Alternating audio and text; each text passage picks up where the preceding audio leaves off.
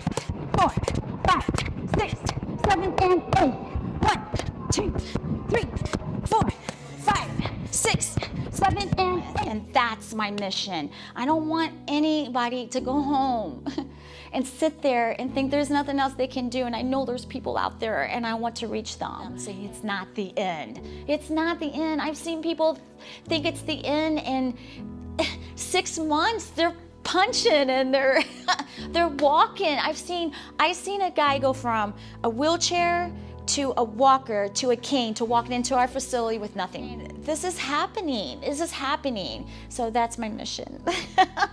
I want to get out there and just reach as many people I can. That's my heart. Hi, I am Stacie King, and I currently am the head coach for Rocksteady Boxing at the Belleville Health and Sports Center. We have a program specifically designed for Parkinson's disease. All right, Brandy. 1, 2, 3, 4, 5, 6, 7, 8. I started about 2 years ago with this program for Rocksteady Boxing, and then I went to school at McHenry University, and I obtained my degree in health and wellness. And immediately after that, I was hired at BJC Memorial Belleville Health and Sports Center. So one Sunday morning, my boss was sitting at her house and I was at mine, and all of a sudden we both, for unknown reasons, were watching the CBS News. And all of a sudden they had a boxing program for Parkinson's. At that time she was texting me, and at that time I was texting her, because we were super excited that possibly we could bring this boxing program, Rocksteady Boxing, to our facility. So BJC Memorial decided to send me to a training in Indianapolis. That's where Rocksteady Boxing originated. So they sent me on a weekend, and it was my first time experiencing and observing Parkinson's. I didn't know much about Parkinson's other than Michael J. Fox had it. My distant cousin had it, but I didn't know any information, or I didn't know nothing about Parkinson's. But when I went to that particular training, what I saw just became the passion of my heart. They trained us for 2 days, and it was boot camp style training. They had different levels of Parkinson's. Some were in wheelchairs, and some were called the elite. They were flipping tires. So there was all different levels of Parkinson's. But the one in particular that I do remember was the lady in the wheelchair, and her whole body was trembling. First time I'd ever seen anything like that. And it actually kind of scared me, thinking, what are they gonna do with this lady in a wheelchair that her whole body is shaking? There was 4 coaches there. They got her up and they walked her across the floor, and then they walked her back. And then they put music on and they walked her, and her body was becoming less shake, and they walked her back. And all of a sudden, 3 or 4 times walking back, she was dancing down and dancing back and happy. And I had tears literally rolling, not only me, everybody else watching was just tears just rolling down our faces.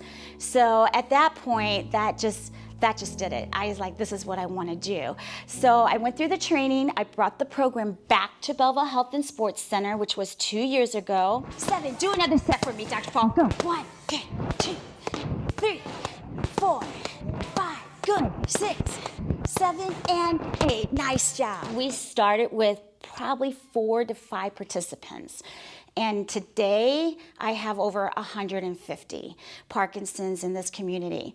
So this is the Belleville community we're talking about. This is how many Parkinson's people that are out there, and there's still more out there. And so it's my passion to reach as many as I can, to let them know that they don't have to sit at home and be depressed and isolated, because there's other options, and one of that is exercise.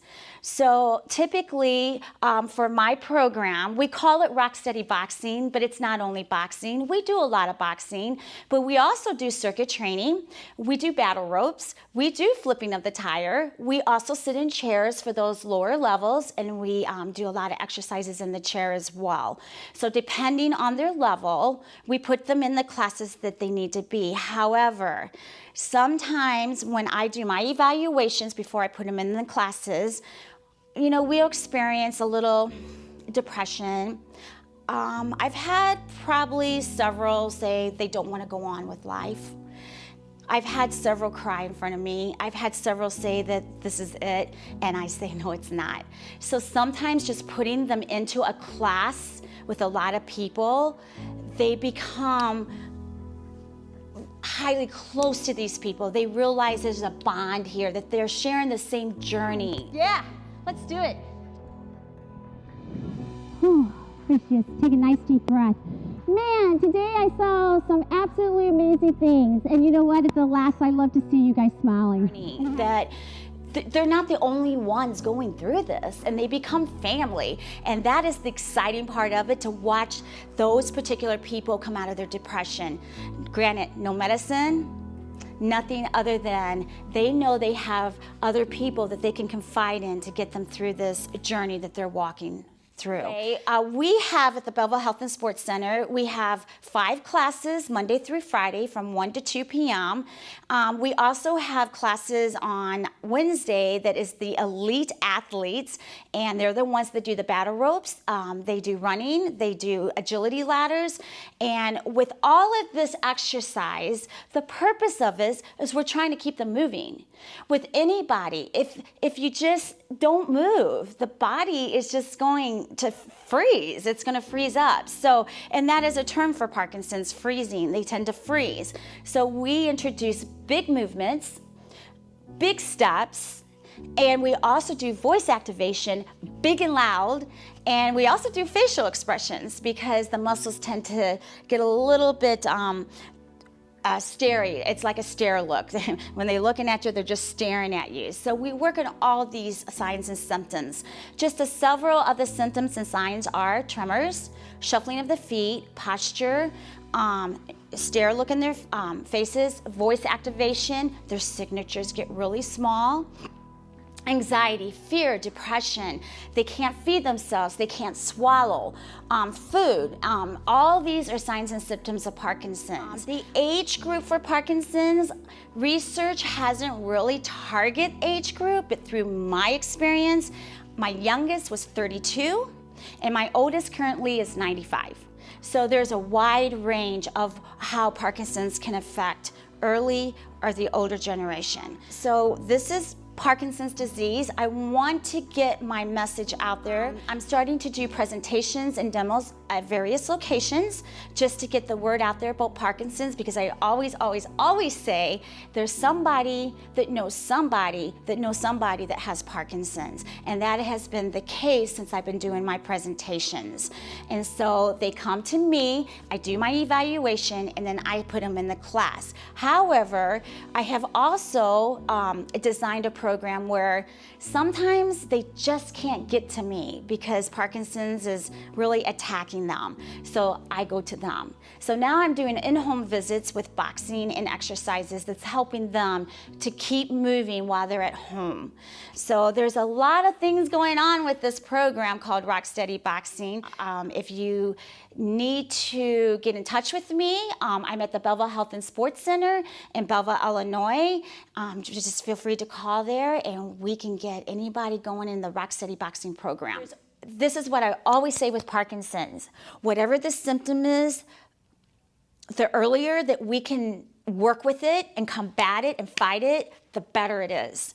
So if that's happening, then those muscles here need to be worked. You know, we work on A-E-I-O-U and we shout that. That's working those muscles. So don't ever give up hope. That's the thing. There is hope. There is hope. If there's something that I'm not aware of and I go do my research, okay, what exercise do I need to do for that? There's always something out there to help these people, you know, and there's no cure, unfortunately, but if we can prolong their life, quality of life, that is the goal, and that's what I'm trying to do. With the Parkinson's program, one thing that's so important for them is they need to be around people that are sharing the same journey that they are, because it helps them with any questions they have. If they need any type of support, it's like this huge family coming together and they support each other. We also have support group on Thursdays of every second month, and we meet. We have guest speakers who come in. Sometimes I'm the guest speaker. We have physical therapists come in. We've had occupational therapists come in. But even in that support group, it's so amazing to see them come together and just talk and socialize. And I really do feel that's such a important aspect for them. They need that, because when they're at home sometimes alone because their caretakers are having to work, or their caretakers are there and caretakers are tired. And so that's where when I come into their homes, I try to present the same type of program that I'm doing at the center to them at home. And it's just so amazing to see them come alive and it's not me, it's just exercising with them.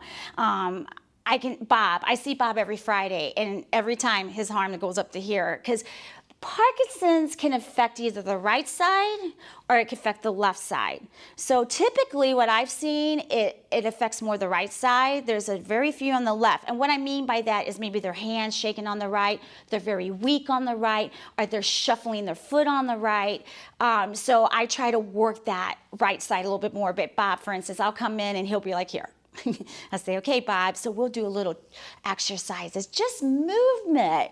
Okay, Bob, try it again. He's here. Okay, Bob, let me stretch you out. Boom, his arm's way up here. Okay, Bob, now you try it. And then there it goes, all the way up. Now, have I not gone in there and do that? Just think about the consequences. That body just freeze up and there would be no life. So that's my in-home visits, trying to keep them moving as well. But the thing with Parkinson's is, when we see the symptoms and signs, it's very difficult, but don't give up hope. Don't give up hope. There's always a way to work the muscles. And I'm going to explain just a little bit. I'm no doctor, but what happens is there's a neurotransmitter called dopamine. We all produce it, and that's the chemical that sends the message to the muscles to work. Okay, you're going to move today. You're going to move. With Parkinson's, there's a lack of that neurotransmitter dopamine. So there's no messages being sent to the muscles to tell them to move. Simple. That's just simple bottom line. There's more technical medical terminology, but that's simple. So our job is to get them moving. Simple, just get them moving. My mom, who had stage 4 colon cancer, she visited them because she was a voice and piano teacher in her home. So she went in and taught them how to breathe. So those are the things. You're not breathing right? Well, here, I'm gonna have somebody come in and they're gonna teach us how to breathe. So it's just combating every sign and symptom that they have. And pretty much, they'll get a little bit better. I feel that they need more at home. I'll be at their doorstep. I'll be at their doorstep saying, I'm here, let's get it going. And that's what Bob needed, and that's what Mary needed. But typically I tell them just to keep moving, especially with shuffling the feet, because that's how falls happen. And Parkinson's falls, they fall a lot because they shuffle their feet or they freeze. There's such thing as a freezing. All of a sudden they'll stop and they'll be up on their toes and they can't move. And so I have to say, okay, pick up your feet, pick up your feet. 1, 2, 3, pick up your feet. All of a sudden you'll see them starting to pick up their feet. That's freezing. Pete, he'll sit like this. That's freezing. He'll bend over. It's like, Pete, get up, keep, you got to keep iterating. And I truly think it's that lack of dopamine that's having that effect on them. I try to do whatever I can to be there for them, to work with them, to sit in my office with them, to hold their hand, to give them a hug, to whisper in their ear, to yelling at them, to whatever it takes to keep them going. I have never, ever seen such determination, committed people in my life, because every single day they're fighting for their lives. And if it's snowing and ice out, our regular people don't show up, but you know what? I have 20 Parkinson's people show up to work out because that's what they're doing. They're trying to fight. They know it's helping them. Belleville Health and Sports is not the only place that has Rock Steady Boxing. Rock Steady Boxing, that program, 534 affiliates that have opened up around the world. One just being Japan. They just opened a Rock Steady Boxing in Japan. One being in Canada, Florida. Oh my goodness. The programs down there for Parkinson's, not specifically Rock Steady Boxing, the programs down there for Parkinson's, it's huge. They're all over the place. So all around the world, the message is starting to get out there. There's one place that I found that they don't have it, and I'm trying to get down there, is Southern Illinois. Mount Vernon, West Frankfort, Benton. I have a cousin that has Parkinson's, and he lives in West Frankfort, Illinois, and there's no programs down there. However, he did buy a boxing bag, and he put it in his basement. So he's now trying to work out in his basement. But that area, Carlisle, that area right there, there's no Parkinson-based programs. So I'm trying to reach more down there. There are other options to help with the Parkinson's signs and symptoms. So we had a journey to a painting facility, and this was spectacular because a few of them, again, were very scared. They were scared. They were like, how am I gonna paint when I'm shaking? And I'm like, you can paint. You can do this. A lot of it's just encouragement, and so they decided to try it. So they came to the painting, and obviously they were still a little skeptical about the painting, but I saw miracles happen, that their tremors, even while painting, subsided. And they painted within the lines even at that, and it was beautiful. So with that particular experience, I do believe that there are other options for them, and painting was a great option. I truly believe when I observed that, what I came up with, again, it was that dopamine, that they had to really focus and think about what they were doing. And I truly believe that was like something going on there. There was a connection happening. So painting is a great opportunity for Parkinson's to relax.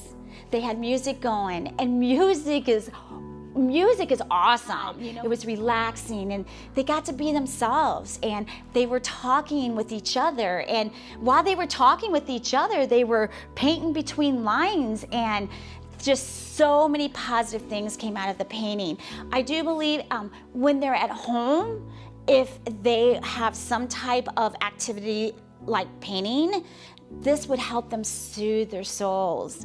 And I think it's very relaxing for them, and they need that because every day they have to struggle with this disease. So for them just to relax and just paint keeps their mind off of what is really happening for just that moment, that they can think, oh wow, I'm doing this. And so Parkinson's is kind of pushed to the side for that moment. So I see a lot of benefits with online painting. Paintingwithparkinsons.com is a great option to go online, and something that Parkinson's people can actually go online and they can bring this into their homes and have this opportunity to paint, which is a great benefit for them. Painting and exercise, and there's so much more that we can help them with, and that's my mission. I don't want anybody to go home and sit there and think there's nothing else they can do, and I know there's people out there and I want to reach them.